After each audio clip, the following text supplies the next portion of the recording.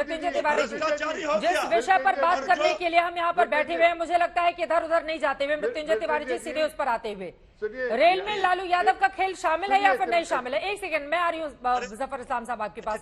मृत्युंजय तिवारी जी, कुछ ऐसे सवाल है। एक सेकंड सर, आवेदन देने के 3 दिन के अंदर भर्ती शुरू हो जाती है और इसके लिए कोई विज्ञापन नहीं दिया जाता है।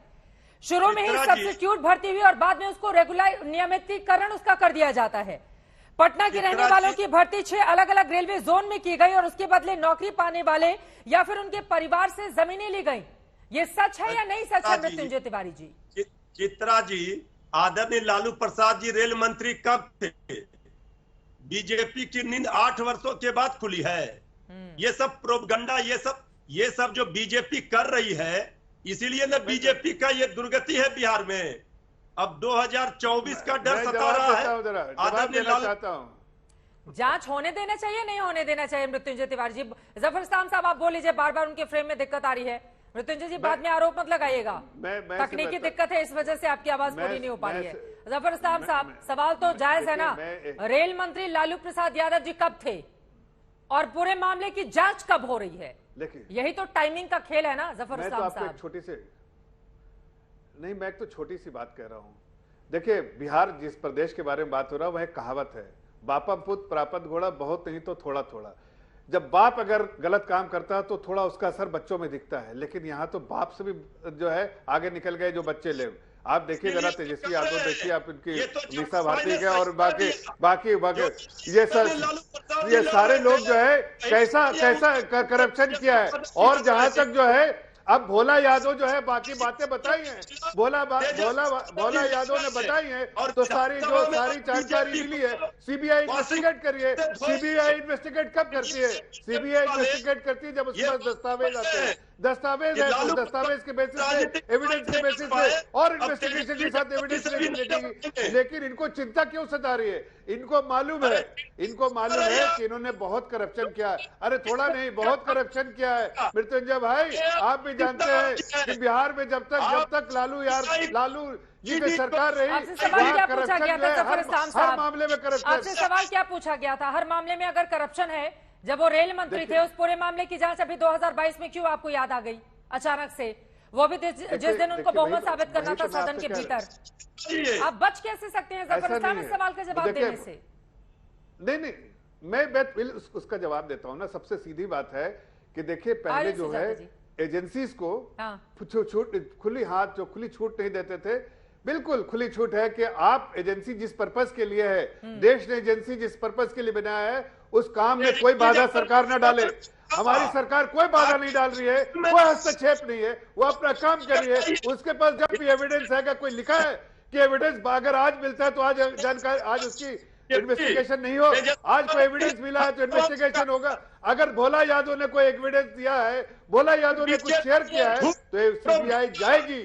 उसका टाइमिंग से कोई लेना देना नहीं है, इसका कोई लेना देना नहीं। ठीक है राजीव जी, मैं आपके पास आऊंगी। आप तो मिसाल है, करप्शन की मिसाल है, उनकी आवाज बार-बार ब्रेक हो रही है। ठीक है, आपने ही तो करप्शन इतना किया है, जेल में आप हवा खा के आए। मृत्युंजय तिवारी जी, आप तो बात किए हुए हैं। ठीक है, इलेक्शन भी नहीं लड़ सकते, पहला मामला तो है, हिस्सा नहीं ले सकते। और जांच होगी तभी तो समझ में आएगा ना कि आज कहां तक गई है। और अगर साफ होंगे तो बरी हो जाएंगे। पहले से ही इस तरह का माहौल बना दिया जाना, तो कैसे पता चलेगा कि जमीन ली गई थी नौकरी लेने के बदले या फिर नहीं ली गई थी? हिम्मत है तो करो कार्रवाई। आज तो मुख्यमंत्री जी ने भी कहा कि 17 में क्या क्या आरोप लगाए थे। कार्रवाई हो रही थी तो क्यों इतनी बेचैनी है? यही तो सवाल पूछ रही है बीजेपी। कार्रवाई तो हो रही है, कार्रवाई होने दीजिए ना, कार्रवाई तो हो रही है। मुख्यमंत्री जी यही बताना चाह रहे हैं कि कार्रवाई हो रही है, डरिए मत, कार्रवाई हो रही है। उसका जरा चलिए ठीक है, आगे बढ़ते हुए मृत्युंजय तिवारी जी का प्लीज अगर आप कनेक्शन ठीक करा पाए, उनकी आवाज बिल्कुल साफ नहीं आ पा रही है हम लोगों को। राजीव रंजन जी, मैं सीधे आपके पास आते हुए इन अलग अलग तस्वीरों के साथ, देखिए बीजेपी कह रही है ऐसा कोई सगा नहीं जिसको नीतीश कुमार ने ठगा नहीं। आज सीबीआई की ये छापेमारी जमीन घोटाला मामले में हो रही है। नौकरी के बदले जमीन लेने के गंभीर आरोप हैं। जांच हो जाने दीजिए, क्या दिक्कत है, किस बात की परेशानी है? सबसे पहले मैं उस नारे को थोड़ा परिमार्जित कर देता हूं। ऐसा कोई सगा नहीं जिसे भारतीय जनता पार्टी ने डसा नहीं।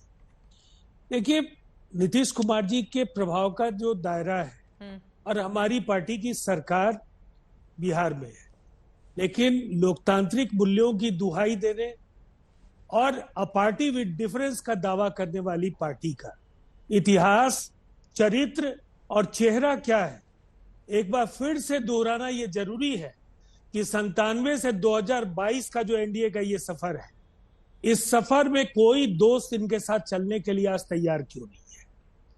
हमारे रिश्ते भारतीय जनता पार्टी साथ पूरा देश है। नहीं जफर भाई, मैंने आपको डिस्टर्ब नहीं किया।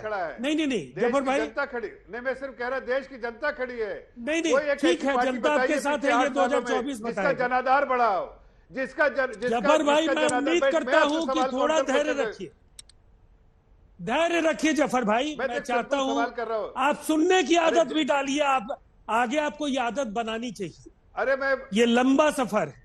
मैं तो आपसे एक छोटा सवाल नहीं, कर रहा था, जवाब ले लीजिए। जफर इस्लाम साहब, उनकी बात पूरी हो जाए उसके बाद आप बोलिए। मेरे सवालों का जवाब दीजिए ना। अगर आप पूरे सवाल पूरी हो जाए फिर आप सवाल पूछते रहिएगा। ठीक है, नहीं आप पूरे सवाल सरकार में थे, एक सवाल जो सवाल इशारा करेंगे